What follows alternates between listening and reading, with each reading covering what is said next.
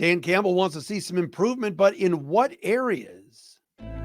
You are Locked On Lions, your daily Detroit Lions podcast. Part of the Locked On Podcast Network, your team every day.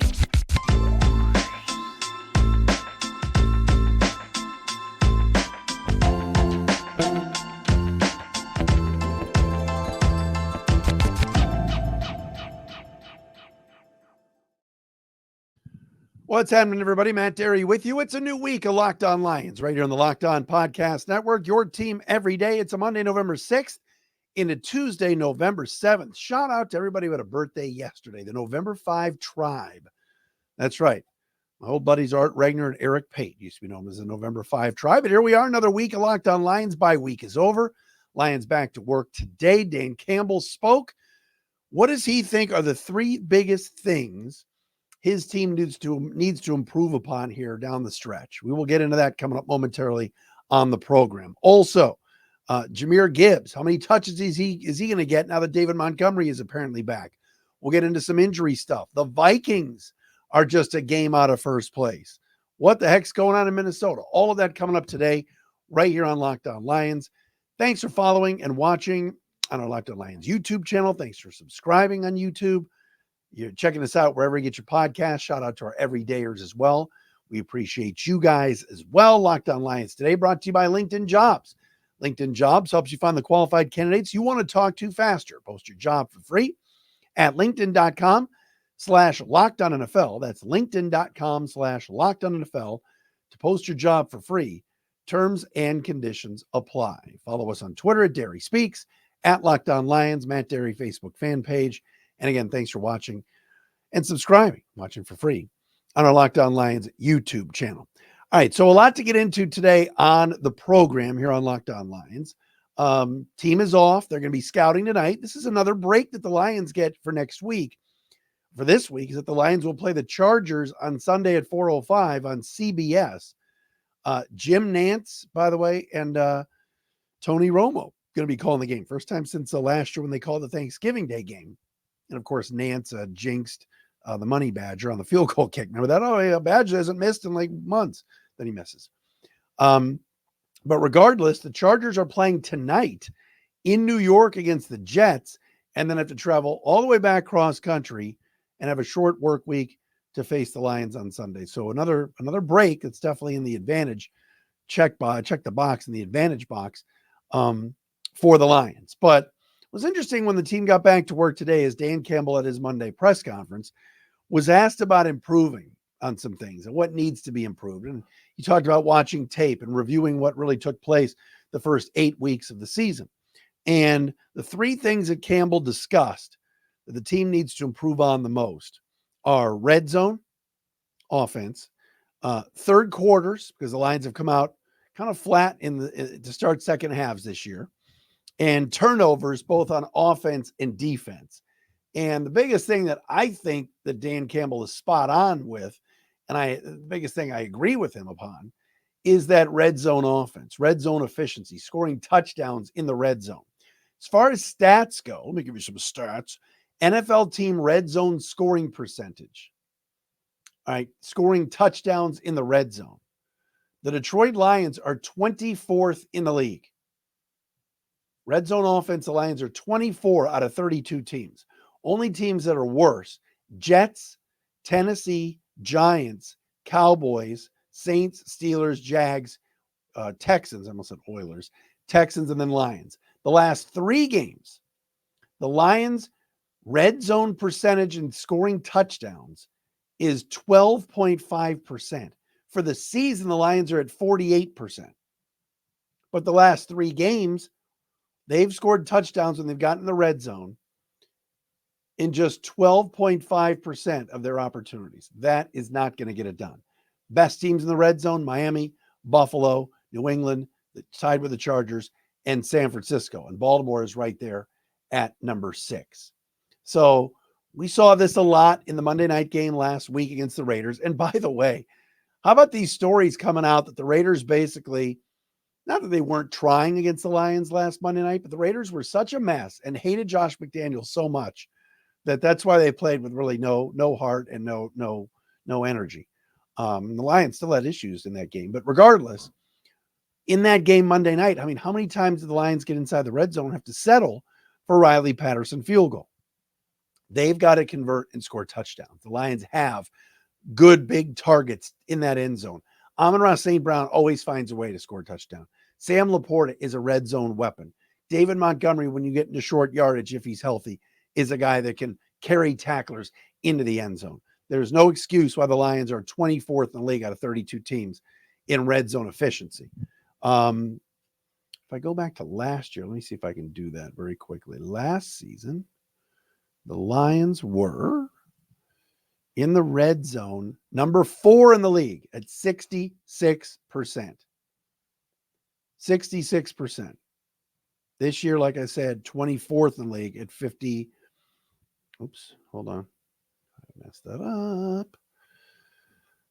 What did I say before? Hold on, I got to go back to 2023. Let me do this. I said the Lions are 24th at 48%. That's got to change. Lions were much better a year ago in the red zone, converting and scoring touchdowns than they were this year. So I agree with Dan Campbell on that about red zone.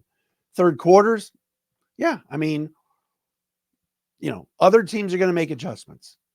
All right. Other teams are going to come out and do some things to throw you off, right? And to make halftime adjustments. I was at the Indiana-Wisconsin football game this Saturday. My son is at IU. He's a senior. Here we go. Go Hoosiers. And I was there to see Indiana knock off the Badgers. But you watch what Luke Fickell's doing. Right now, Luke Fickell doesn't have a good team. Right? Wisconsin's terrible. They're bad for Wisconsin. They've got a redshirt freshman quarterback that's not very good. They don't have really a lot of weapons on offense. They don't have a running back. They got their backs are hurt. But what Fickell did, you watch good coaches, what the adjustments that they make at halftime, and you see the change that happens in the third quarter. And I recognize some things that Fickell was doing in that game because that game is fresh in my mind because I watched the whole thing and I was sitting there in beautiful, sunny, 60-degree weather there at the Rock Memorial Stadium. Got to make adjustments. I think Dan Campbell has done a good job coaching. I think Aaron Glenn has made some very good second half adjustments, including this past Monday night when he started blitzing Jimmy Garoppolo and forcing pressure on the Raiders. But the Lions' third quarters have not been good this year. Not at all. And other teams are coming out and punching them in the mouth. The Lions need to improve in that area. That's for sure. And turnovers, getting turnovers on defense, something the team did a year ago, not doing as much of this year so far. And on offense, I mean, we saw it last week, the pick six that Goff threw. The Lions have had some careless turnovers this year. But again, for the most part, they've been pretty good. We're nitpicking here when we talk about this football team and how well they've played sitting at 6-2. Going to be an interesting game, certainly Sunday. I'll be interested in watching the Chargers tonight, what they bring to the buffet. But then, all in all, the Lions look like they're going to be in pretty good shape. Now, I'm going to get to the Vikings in a second, but all of a sudden, Minnesota creeping above 500. The Lions have to take care of their business. All right. The schedule is soft. All right. The team is good. They've improved themselves with the addition of Donovan Peoples-Jones. They got injured players. They're coming back.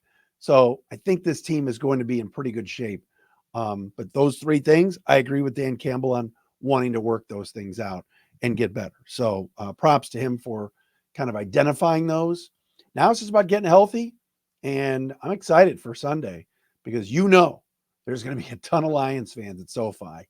That building is always loaded with opposing team fans. I mean, the LA, they care about the Dodgers. They care about the Lakers. They don't care about the Rams or Chargers out there.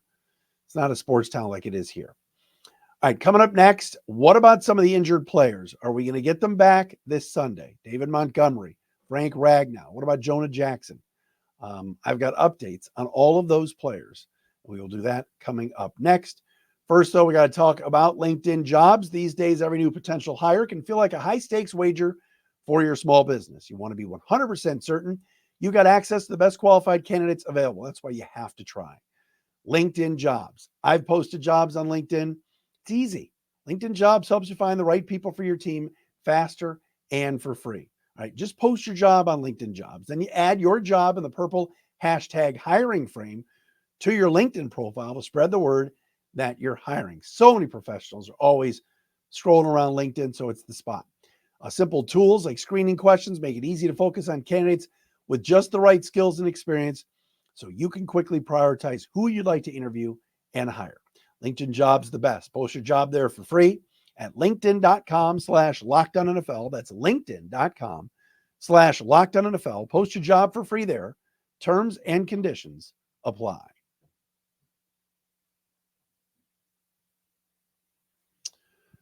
All right, back on Locked On Lions. It is a Monday. Hope everybody had a great bye week and off week and weekend. Now we're getting ready for the Lions and Chargers coming up Sunday out in LA at SoFi Stadium at 4:05. And again, I think it's pretty cool. We're getting the number one team for CBS. So first time this season that we'll see Jim Nantz and Tony Romo and Michigan's own Tracy Wolfson calling the game. It always just seems like it's a big game when you get Jim Nantz on the call. I saw one of the Kenny Albert and drawing a blank on the linebacker, the former linebacker that's his analyst, but like Kenny Albert and those guys are doing the Ravens Browns game. I thought that would be a bigger draw than that. Not that I'm bashing on Kenny Albert, but regardless, sometimes you never can really figure out who you're getting for these games and how they do it. But yeah, Nantz and Romo for Sunday's game. Always like when you get the national perspective, you get some of the big guns, whether it was Joe Buck or Troy Aikman calling, Monday night games for the Lions, or Tirico on the Thursday night games. We've had plenty of Kevin Burkhardt and Greg Olsen this year, the number one team. Remember all those years when the Lions played and it was Ron Pitts? We had like Ron Pitts every week when the Lions sucked. So now getting Nantz and Romo is pretty cool for Sunday's game against the Chargers. All right. Who are they getting back? The Lions need to get healthy. All right. The offensive line and their line coach, Hank Fraley's done a whale of a job this year. But with all the games of musical chairs that we've had with the offensive line, with Owosika having to play and Dan Skipper having to play and moving all these guys, different guys around, mostly Sewell and Decker have been pretty healthy. But Jonah Jackson's missed the last 3 games with an ankle injury. Frank Ragnow's had the toe in the ankle. He's missed games. Vaitai has been out. So now it appears, according to Dan Campbell, that Jonah Jackson, Frank Ragnow, and David Montgomery all should be healthy and all should be available for Sunday's game against the Chargers. That is huge. Huge upgrades there. All right. I was concerned during the preseason, and I said it on this podcast a ton. I hated how the Lions looked in the preseason with their backups on the offensive line. It was a train wreck. Well, what we've seen is, Owosika has done the job. Dan Skipper has played well. Graham Glasgow, as I said last week, has been a godsend this year. All right. But I like Glasgow at right guard. I like Ragnow at center. The guy's a Pro Bowler. And Jonah Jackson, playing for a contract, is a damn good left guard. So getting those guys back, especially when you're going on the road, out west, the Lions are going to want to run the football against the Chargers. That would be a major plus, getting those players back. Now, to piggyback on something else, David Montgomery is coming back and feels like he's ready to rock after missing the last few weeks with that rib injury. Well, 2 of the last 2 weeks we've seen, the last 2 games, it's been the Jahmyr Gibbs coming out party. All right. Gibbs ran roughshod over the Ravens. And then this past Monday night set career highs against the Raiders, over 150 yards rushing, just, touches out the wazoo. I think he played 65 snaps last Monday night against the Raiders. Today, Dan Campbell said he sees this being by committee. He thinks they'll split reps, but, quote, Gibbs will get his touches, end quote. Again, we have not seen the full arsenal from Ben Johnson in getting David Montgomery and Jahmyr Gibbs on the field at the same time, and both of them doing work. All right. Week 1 against the Chiefs, Montgomery came out of the game. Gibbs came in, immediately got touches, immediately was making plays. Then, like against Green Bay, Montgomery carried the load and Gibbs was nowhere to be found. I think now we're going to be seeing more of Jahmyr Gibbs out wide, more of Jahmyr Gibbs in sort of a jet sweep situation or even in motion, because there's film now on Jahmyr Gibbs. Teams are really trying to identify number 26. And boy, I mean, even if the Raiders tried to stop him, they couldn't last Monday night. But getting David Montgomery back, who just, is powerful, reliable with the football, and has had some big games for this team, will only make this offense that much better. It's going to be difficult, certainly, for Ben Johnson to get both of them on the field at the same time and figure all that out. Heck, their third running back, Craig Reynolds. Come on, Craig. We love Craig Reynolds. He gets touches and needs touches as well because he's a pretty darn good football player. So good problem to have, but it'll be interesting to see how they dole out the snaps, how this all works. And certainly they want to ease David Montgomery back, coming back from that rib injury that he suffered a few weeks ago, because he's very important to this team as well. But for the last few weeks has not played. Gibbs is starting to come on. We're starting to see why the Lions took a running back, took him at number 12. He has been fantastic the last few weeks. So keep an eye on that. I'm interested in seeing how that dynamic is going to work, because let's be honest, when people talk about the Lions offense and they talk about Jared Goff, what do they always say? Lions offense isn't as good on the road. Lions offense in outdoor conditions, and I know SoFi, they got the roof if they need it. All these things. There won't be bad weather this week, right? Really, the Lions have one bad weather game left all year in Chicago. Otherwise, they're in domes. They're in a dome in Dallas. They're in a dome in Minnesota. All these places, mostly for the New Orleans dome. So, but the thing that they talk about with Goff is his difference and how much better he is at home as opposed to on the road. I think he's kind of squashed that a little bit, but now you need everybody, all hands on deck for next week against the Chargers.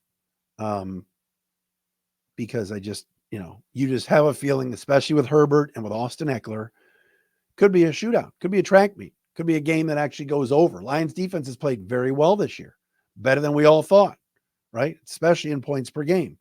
But there's going to be a game at some point this year, and it could be Sunday. We saw it with Seattle in week 2.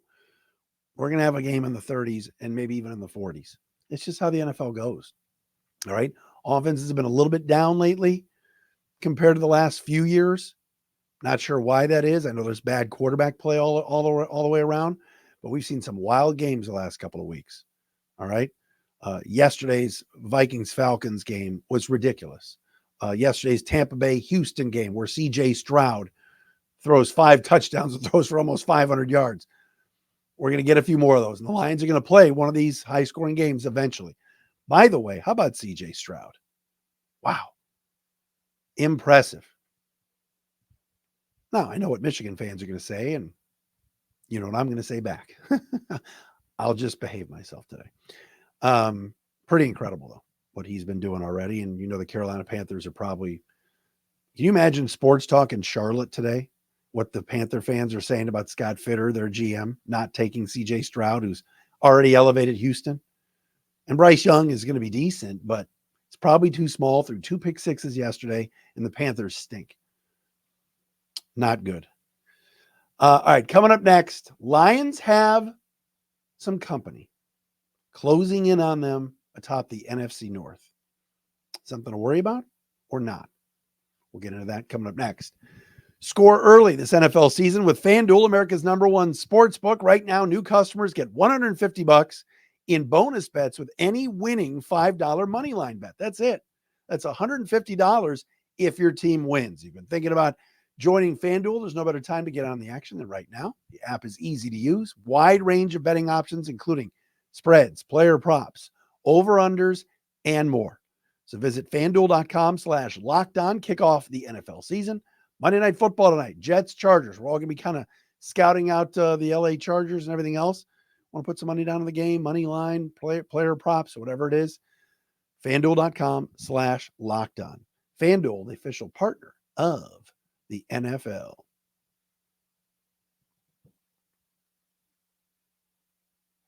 All right, in case you missed it yesterday, and I don't think anybody did because it's within the division, but the Minnesota Vikings have now won 3 straight.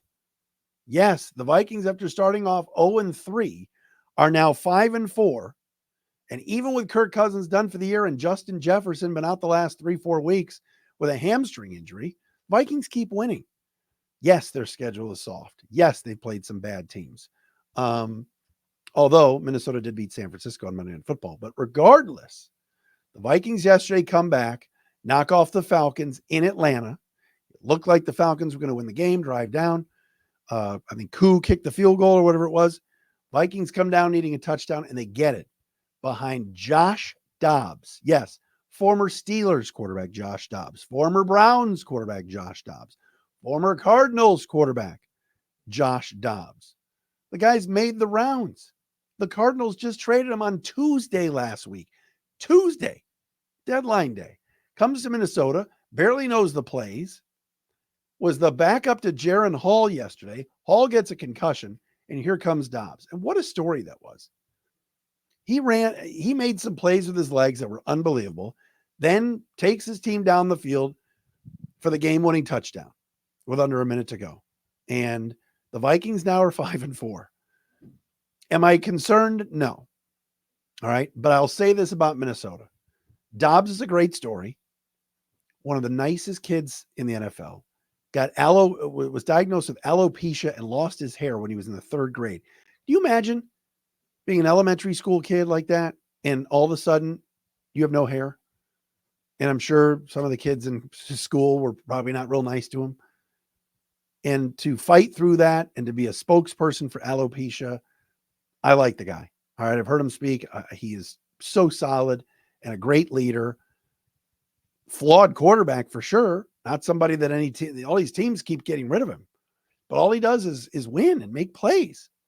And so yesterday for the Vikings against, albeit, the Falcons, who always find ways to lose. Or actually, no, Minnesota yesterday came back to beat Tampa Bay. Excuse me. That was the Vikings-Bucks game. Houston was the one that beat the Falcons at the end of the game yesterday. But regardless, you love what Dobbs is doing. And it's exciting. And Kevin O'Connell, the Vikings coach, think about all the stuff the Vikings have been through. All right, their defense is in shambles. They really only have Harrison Smith and Danielle Hunter back from what was their defense last year. Their offensive line shaky at times. Osborne goes out with an injury yesterday. Justin Jefferson's been out. Dalvin Cook doesn't get re-signed. Obviously, they've got Hawkinson. But Minnesota sitting at 5-4 is only a game behind the Lions. Am I concerned? No, I'm still not concerned. I still think the Lions are the better team. I still think the Lions will win. Water always finds its level. All right. Josh Dobbs doing his Houdini act yesterday. It's hard not to root for a kid like that. But I think once teams get more tape on him in Minnesota, I can't see them. I mean, there was a reason they didn't trade for him and then he immediately started yesterday. They started Jaron Hall instead. Dobbs came off the bench. All right. So, but you have to give Kevin O'Connell and the Vikings coaching staff some credit. They've hung in there. They started 0-3 and people like blow it up. Trade Danielle Hunter at the deadline. Trade Harrison Smith. Trade, everybody and anybody and start over. You're not trading Justin Jefferson or TJ Hawkinson for that matter. But Vikings have hung in there and now sit at 5-4. But I still think the Lions are better. I know they'll play 2 of the last 3 games against each other. We mentioned this last week. The Vikings schedule, just like the Lions schedule, pretty soft. But Lions are still the class of the NFC North. But it's interesting now because Minnesota's 5-4. I never thought I'd see the day this year that a team not named the Lions would actually be above 500 in this division. That's how bad this division is. Although Green Bay did win yesterday. And the Bears with T-Bag, Tyson Bagent aren't as bad as they've been. But again, they lost to New Orleans. All right, we may have a guest tomorrow. I'm working on something for tomorrow for you. We'll do the crossover on Thursday. Thanks for making us your first listen and checking us out wherever you get your podcasts. Locked On Lions for a Monday. Back this week, getting ready for the Chargers this week.